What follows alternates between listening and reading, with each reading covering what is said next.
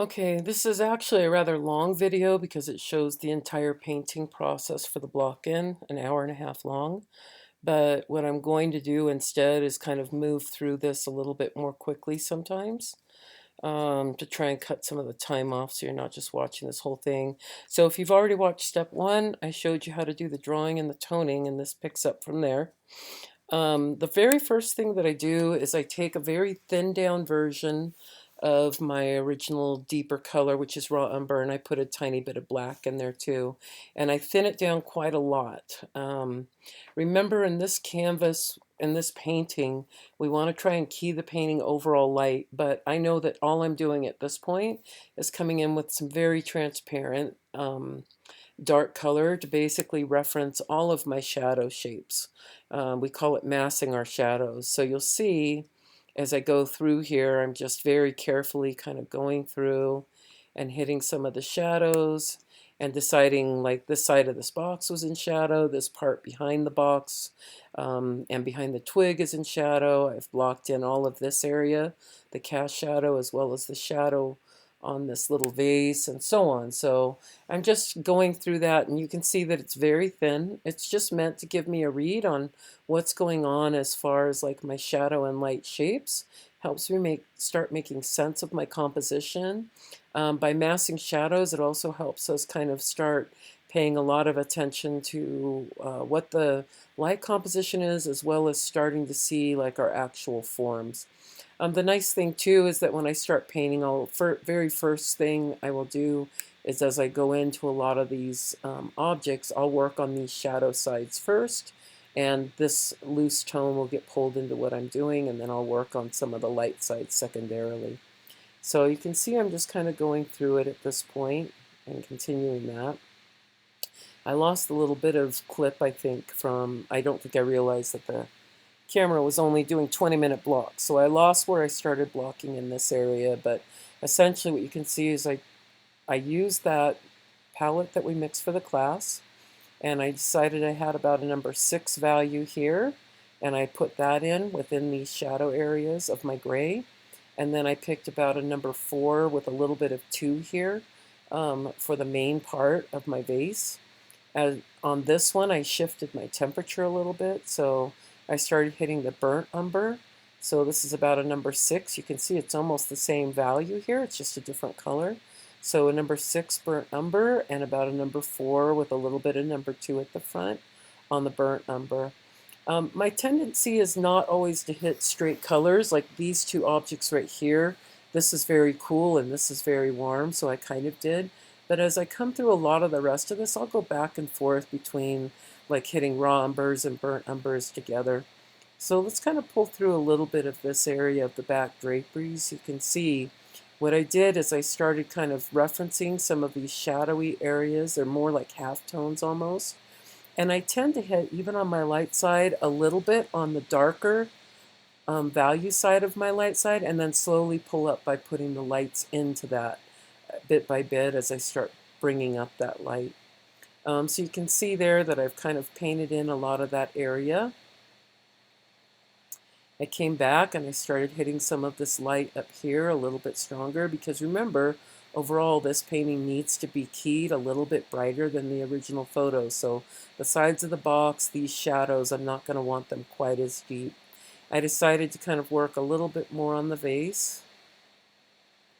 And so I hit some shadows at the edges so that this area here that's light would feel a little bit more like it was rounding out towards you with the light.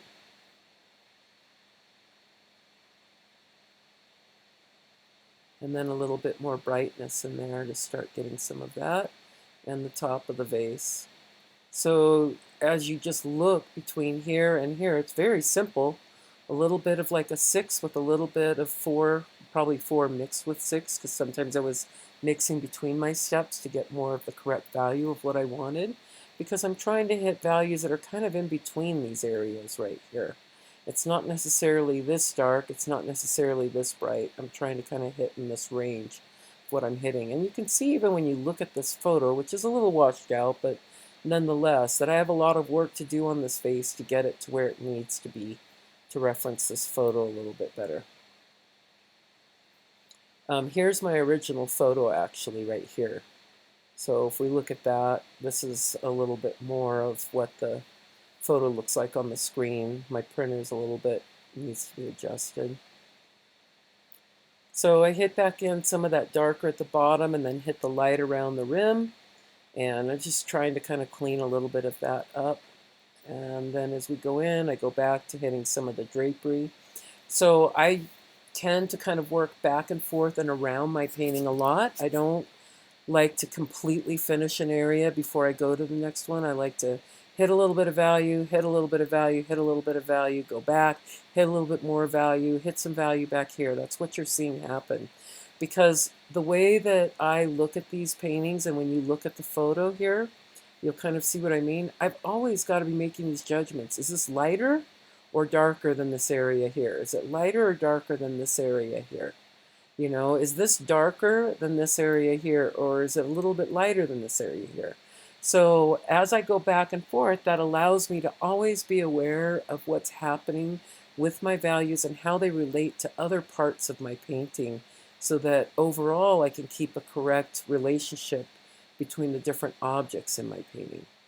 If I go through and I completely render one object all the way to finish without noting what the other surrounding and touching values are, then I might have a really incorrect representation.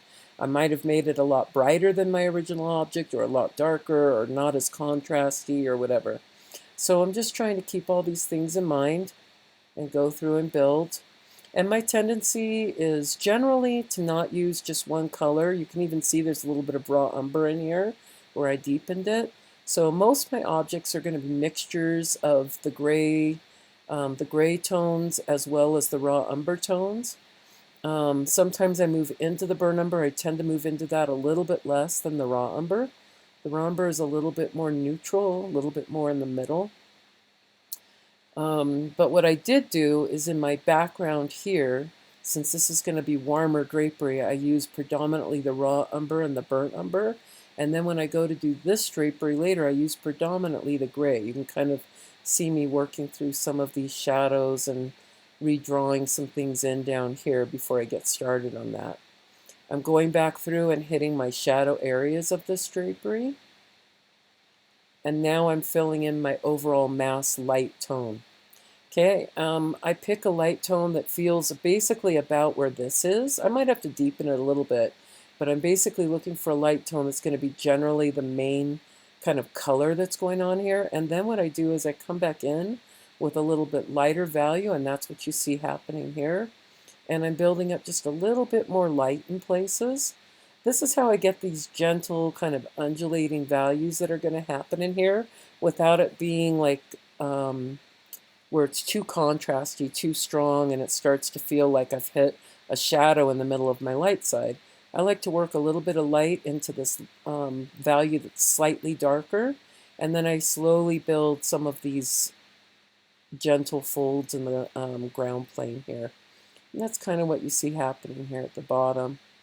You can see as it completes, it all ties together as a light value, but it's got that feeling of like things kind of shifting in the light. I'm coming back in and hitting a little bit more light here at the edge and trying to finish out some of this area. So now you can see how some of this form starts to get built with this little bit darker value underneath, and then you bring out the light. I wanted to say kind of a quick word about that before the painting progresses anymore in the video. One of the reasons that's so important is if you think of naturally the way that volume builds, that it builds up from the shadows. That's the way we see it. We see like a layer that's a little bit darker, and then on top of that a layer that's a little bit lighter but not quite as big, and a layer that's a little bit lighter. The volume actually builds. It gets rounder and it comes towards us where the light builds. Okay, it feels like it's coming towards us. It feels like it's coming towards us. So this is part of that dark to light rule that we always hear. We work dark to light. It's kind of the same thing even within sections of the object, where we might say this is all light plane, but as I work in this light plane, I'm usually going to start with hitting the darker part of this light plane in, and then slowly build up my lights within there. And you can see how nicely that allows me to get these kind of gentle shifts in value that you see here within my photograph. Okay, so still just blocking this in, reiterating some of my shadows. Now I'm going back here and going to work on some of the background. So I've hit some of these deeper values in the background. This area right here is just a lot of kind of, there's a fold coming out, and it's a lot of like loose, shadowy areas that are not super heavy. And so what I did is I hit some of that 6 value in here, and I'm just going to work back into it with some of my lights and try and get the feeling for this fold coming down. Where you see this painting end today is basically where I finished with it, just that day on demos. So it only has the 2 demo periods that I worked on it. Is it something that I can work on more? Oh, for sure. I will be doing another layer on top of a lot of this, especially some of the areas that need to be more refined, like the skull and the vase. But what's really nice about seeing this part of it is that you can see how I'm deciding where my values are, where the shadows are within my original photograph that I'm referencing, and then how I'm hitting that major light tone. And then as you watch, I blend it in just a little bit, and then I come up and I'm going to hit just a little bit more light in some of these areas to finish building that shape of the pear. But notice how just hitting that shadow and that light already gives you a really good sense of the value of that pear. Now we put a little bit more light in there and wrap it around a little bit. I hope that's what I was doing, because I couldn't remember what I did, but I thought I would when I saw it. So you can see how it's just kind of wrapping around, and this is really giving a feeling for that object and how we continue refining that painted object so it starts to look more like what we're looking like here in the photograph. Definitely lighter keyed. And now I start working on the bottle. I decided the bottle was this warm kind of magenta purple, and so I blocked it in predominantly with just the burnt umber, which I think that'll be really nice when I do the transparent purples on top of it. And I tried to key it a little bit lighter. We've got this reflected light right here in the bottle. It's actually going to be a little bit more blue, and some of the drapery here going behind. And so I was just trying to hit some of this in here and key it light enough so that when I put the violet on top and it darkens naturally, you get a lot of the bright, rich purples in here. So I've got to make sure that these areas are not too dark, otherwise we won't be able to see the layer of violet on top as clearly. The bottle is very roughly painted in my finished drop block in, so I definitely will have to work on that more later. Here I hit a little bit of kind of some of the reflected lights, reflections that I was seeing. Didn't go crazy about it, just hit enough. That skipped back. And now I'm going to start working on this skull down here at the bottom. So let me pull this photo over a little bit so you can kind of understand why I might be putting in certain values. So you can see that what I've done is I've gone first for the shadow areas and started hitting, or also some of these halftone areas that are going to be a little bit darker, and started hitting those to get a reference. I need this to be fairly bright because I'm keying the painting brighter as a whole. I came in here within some of these areas and did the same thing, and I will come back over some of these with some brighter paint and brighten that up as well. You can see that I made some judgments as far as the value here is slightly darker, the value here is slightly lighter, and the value up here on the forehead of the dog skull is even brighter.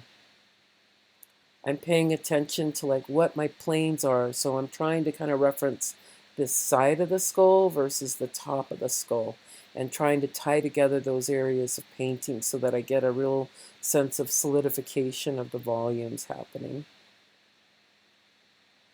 And I just block it in a little bit more, brighten up the areas that I really want to be bright, because ultimately when I look at this photograph and I think about what I'm going to focus on, I think these are primary. The blue vase and the skull, this kind of like little trio of objects right here, is really what's going to be primary to me. So I want to make sure I get a good sense of contrast and brightness in here that will give me a lot of room to put color on it later with the glazing. I'm trying to really feel my way through the volumes of this form and get the sense that this is the interior. It's the light here on the inside of the nasal cavity versus this portion of it where I'm kind of rounding out on the outside. Finishing blocking in some of the drapery or the teeth as well. So right now working on some of those teeth, just simply putting them in. And I still need to finalize the shadows within like the eye socket area underneath and so on, because those are still my shadow masses that I put in at the very beginning, and I haven't done very much with them.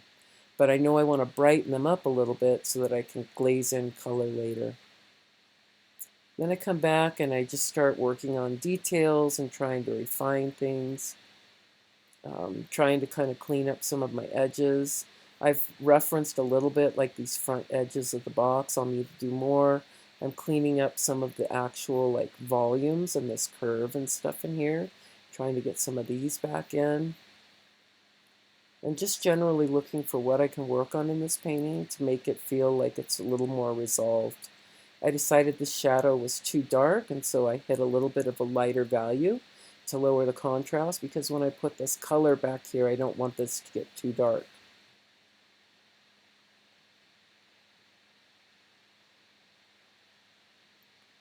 So at this point, it's most the way complete as far as the demo is concerned. It was getting dark, and so I turned the light on so you see a shift in the lighting. And that's basically it. I will be working on this more during the demos for the class, so that you can see it continue developing, and I'll continue filming it also to show like my next pass on it. Hopefully that helps.